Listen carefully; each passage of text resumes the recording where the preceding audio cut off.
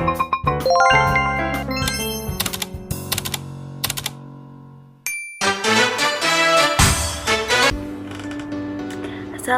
warahmatullahi wabarakatuh. Hello everyone.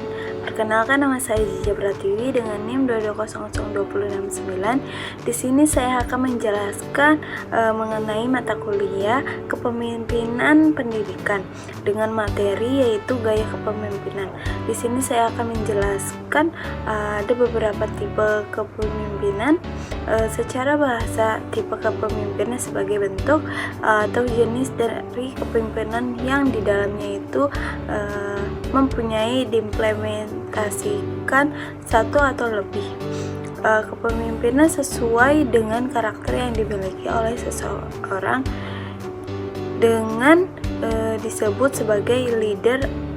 Maka setiap pemimpin cenderung memiliki gaya atau cara tersendiri atau cara unik yang memimpin perusahaannya tersebut. Ada 10 gaya kepemimpinan seseorang atau seseorang leader dalam menetapkan tipe-tipe kepemimpinan. Pertama itu ada gaya persuasif, yang dimana gaya tersebut itu memiliki seseorang dengan menggunakan kebiasaan dengan melakukan pendekatan yang mengubah perasaan. Yang dikerjakan persuasif, pendekatan untuk menarik rasa simpati seperti bujukan, ajakan, atau mempengaruhi mereka untuk melakukan. Kedua itu ada gaya represif, yang dimana gaya tersebut kepemimpinan dengan cara memberikan kesempatan kepada karyawannya, kepada pegawai, kepada bawahan untuk aktif, kreatif, menata segala hal yang ada di lembaganya tersebut atau di perusahaannya. Yang jelas kepemimpinan itu cenderung berpartisipasi dengan kondisi-kondisi memaksa yang membuat mereka untuk sebagai pemimpin memberikan partisipasi, mengajak para karyawan atau orang-orang yang dipimpin untuk melaksanakan kinerja atau mengambil kebijakan bersama. Selanjutnya itu ada gaya inovasi.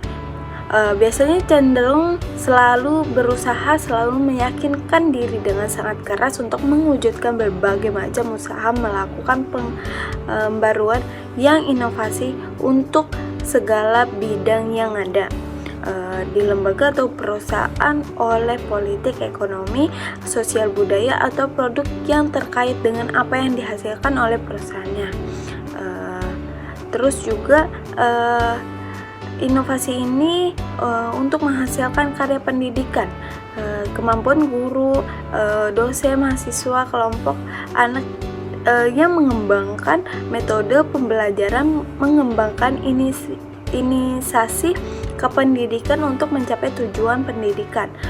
Selanjutnya itu ada gaya investigasi, yang dimana gaya tersebut ada sebutan sebagai kalimat selalu investigasi, melakukan penelitian, mencari data dan fakta yang terkait di dalam pengumpulan data dan sumber kebenaran dengan rasa penuh kecurigaan sehingga memunculkan di mana bawahnya itu terjadi ketimbulan dan kecurigaan pada akhir penyebab berbagai macam kondisi inovasi dan loyalitas karyawan yang berkembang. Selanjutnya ada gaya kepemimpinan inspektif tidak efektif. Biasanya pemimpin dengan cara kebijakan protokoler dan pemimpin dengan gaya inspektif menurut penghormatan dengan cara mau dihargai. Selanjutnya itu ada gaya motivasi, yang dimana gaya tersebut dapat menyampaikan berbagai macam informasi, kreativitas, dan berbagai program yang dikembangkan dengan kebijakan baru untuk mengajak para karyawan sebagai suatu karyawan yang sangat kreatif di bidang perusahaannya atau di lembaga tersebut untuk mengembangkan suatu perusahaan agar lebih baik ke depannya. Selanjutnya itu ada gaya naratif, yang dimana gaya tersebut banyak berbicara dan tidak disesuaikan dengan apa yang ia kerjakan, dan pemimpin yang biasanya sedikit kerja, banyak ngomong tapi sedikit kerjanya. Dan lanjut, gaya edukatif tidak akan pernah menghalangi bawahannya yang ingin mengembangkan diri melalui pendidikan formal, yang ingin melanjutkan pendidikan yang lebih lanjut, seperti meminta izin mengambil pendidikan seperti S1, S2 atau S3 yang biasanya dengan sangat terbuka. Lanjut, ada gaya restogerif, suatu gaya yang ditemukan dari hasil analisis panjang yang diterampilkan oleh lembaga yang diterapkan bukan oleh pemimpin di lembaga pendidikan.